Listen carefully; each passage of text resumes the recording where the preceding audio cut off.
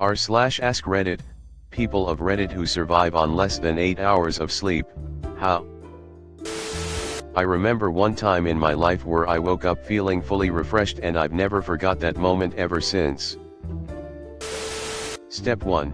Ignore all the cries for help your body releases. Step 2. There is no step 2. I usually get somewhere between 5 to 7 hours sleep. There is a constant feeling of tiredness, but at some point you just learn to ignore it or get used to it and carry on. Nicotine, caffeine, and hate. Hate myself, decide I'm going to bed earlier tonight, fail, repeat. Adapt. Improvise. Overcome. Slowly die of exhaustion. Research revealed that around 3% of people are what is known as sleepless elite, meaning they can function perfectly normally on as little as 3 to 5 hours of sleep. It's an everyday superpower that I wish I had. Sadly, my mother seems to have the gene but not me. https://www.bbc.com/future/article/20130320 Can you get by on less sleep? I have a co-worker who is a cleaner in a psych hospital who is 50, only works nights, and says she only sleeps 3 or 4 hours a day. Don't know how she does it. Team 6 to 7 hours here. It's totally normal for some people. LOL. Hatred and the need to pay bills. You just stop caring about your health. That's how. 6 or 7 is good enough for me. I feel fine with that much sleep. Sunlight is like caffeine in my veins. Caffeine. The simple fear to fail in society. I'm just functioning. Edit, thanks for gold loudly crying face. Better question is, who out there is actually getting 8 hours of sleep? When you work 12-hour shifts with an hour commute, you don't have much of a choice.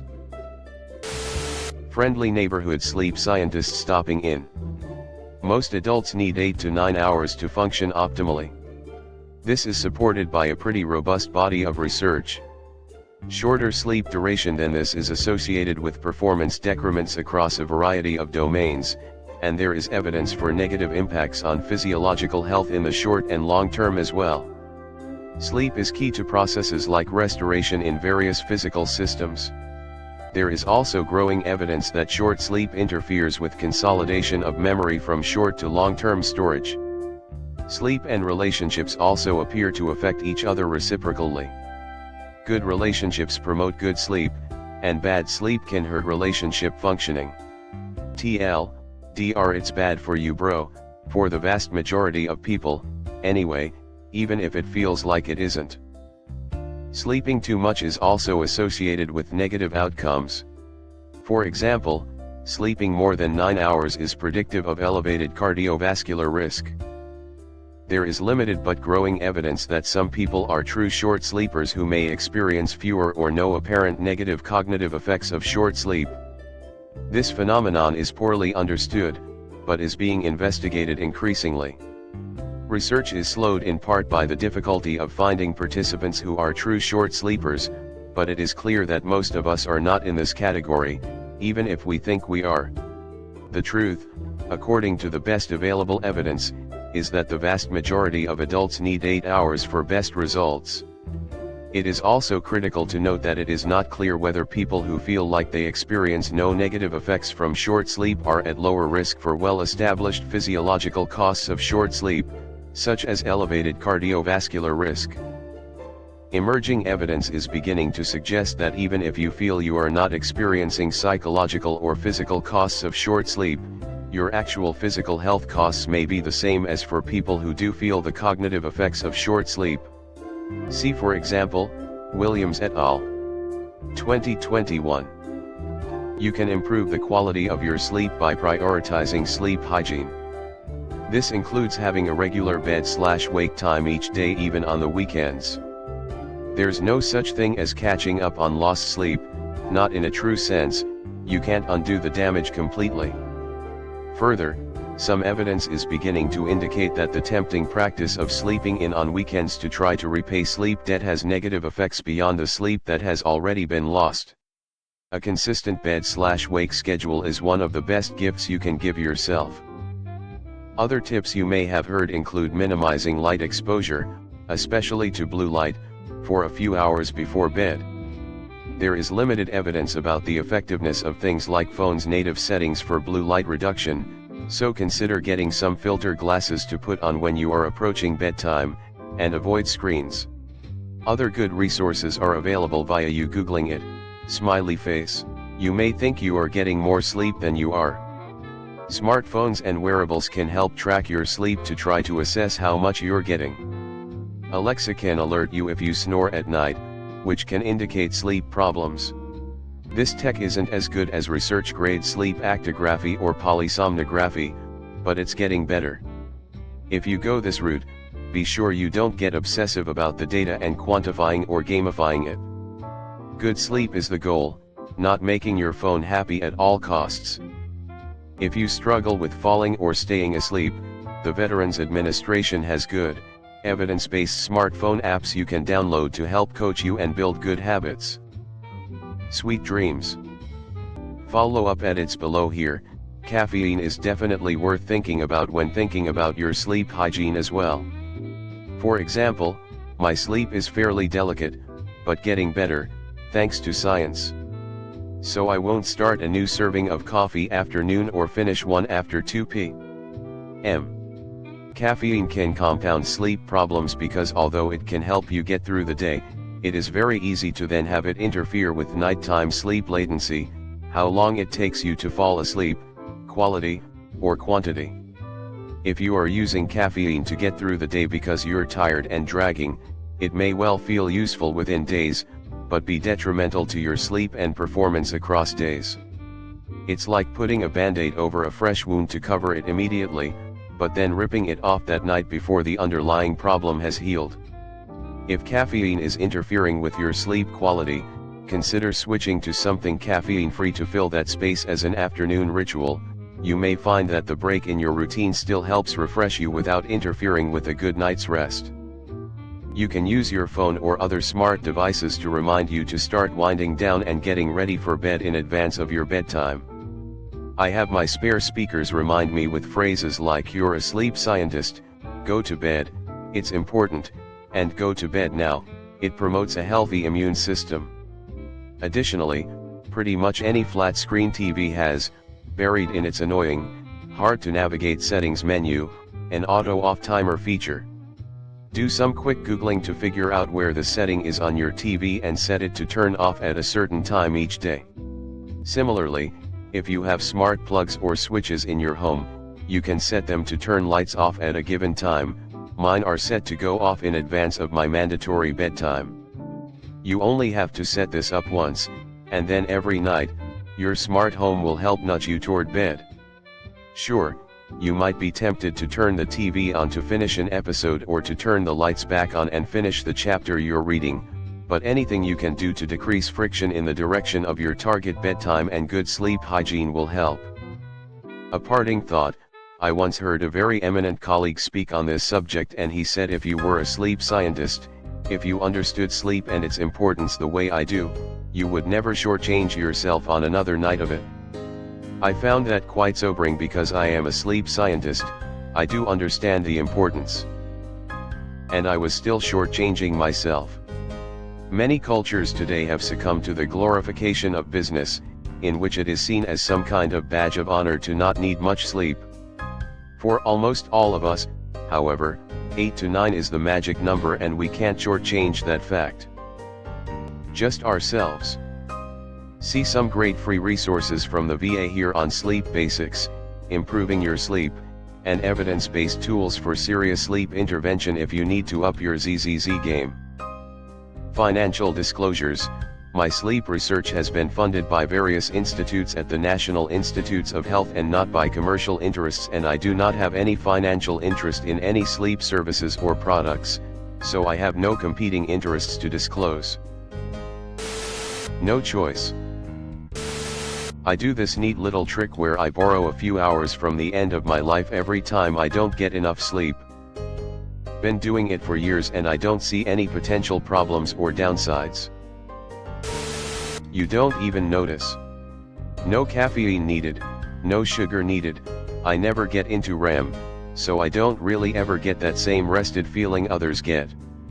Been like this for years and body is just used to it. I envy people who can sleep a straight 8 hours, that sounds magical. Suffering. I work 7 to 330 full-time, but I have other hobbies and I feel like if I got a full 8-9 hours of sleep a day I'd spend less time on what I actually want to do and more time at work, so not well. 6 to 7 is good. When I sleep more than that I actually have a headache and feel groggy for the rest of the day. Hello friend, the only problem I suffer from due to lack of sleep is violent mood swings. Fuck you. I have a baby so I don't have a choice. But how, you ask? Only just face with tears of joy. Not everyone needs that amount of sleep daily. 7 hours is more than enough for me. Sleeping 8 hours gives me a horrible headache. I also drink lots of coffee. It's hilarious that you think I have a fucking choice. A mixture of necessity, far too many energy drinks, mental health problems coming out of my arsenal, and just general pure fucking spite. People have time to get more than 8. I function well on 6 hours. Anything more and I'm exhausted all day. Coffee, lots of coffee, and depression keeps you awake with your mind racing with anxiety. Hello other short sleeping people. Question. Do you experience that you notice that you are falling asleep and have started dreaming, but you are in the dream world and still half conscious of this? I will be in a conversation with my GF in bed, start talking nonsense, realize this and say we have to stop talking because I'm falling asleep. Is there anyone who can relate, or am I alone? Just banging my head against the wall to keep myself awake every day. How? Go to sleep and wake up before you've slept for 8 hours. Pretty simple. Average of 6 hours per night.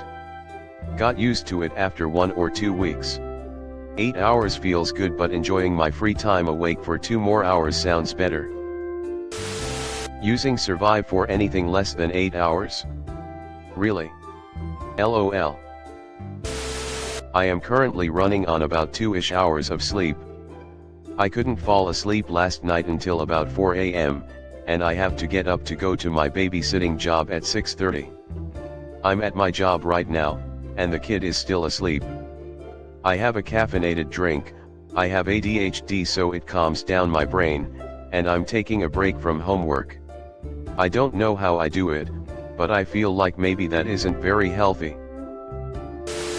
I don't know, I get between 5 and 6 hours per night. I feel fine, mostly man, shrugging, light skin tone. Found a non-parent. I survived on around 3 to 4 a night. Sometimes I skip a night or 2 of sleep and I'm awake for 36 to 50 hours. Last night, for example, I got 2 hours and 11 minutes. I didn't realize this was a problem until I met my husband, who needs like 11 hours of sleep. He encouraged me to go to the doctor. I later found out that I have short sleeper syndrome, so I literally don't need more sleep. I rarely ever feel tired. I survive on 4 hours. It's rough. I'm surprised I'm still alive, tbh. Coffee and cocaine and energy drinks. To keep me running on 4 hours of sleep. Barely. Power naps. It's genetic, some people need more, some need less. As long as you get the right amount for you, that's what matters. No exaggeration, 4 to 5 hours. I've talked to doctors about it and I'm not sure what it is. I'm not terribly tired during the day, so I have no complaints. I took up running a few years ago and I've read a lot of books since I need to do something to kill the time between 4 to 6 AM. Red Bull. No idea, just haven't died. Coca motivation. Conditioning. Team 4 hours is okay and 6 hours is a blessing here. It's bad, I hate it, and if not for caffeine I'd break down. But you get habituated to a constant lingering headache of low intensity and the propensity to feel tired all the time. When I do get to sleep, however, I go for 14 to 16 hours at a stretch and never look back. Also, the 4 to 6 hours is for nighttime sleep only. I take 1 to 2 hour naps in the noon that tend to do the trick for me apparently. I think I only need about 5 to 6 hours tbh. Thanks for watching. Leave a like if you have enjoyed this video and subscribe to never miss an upload.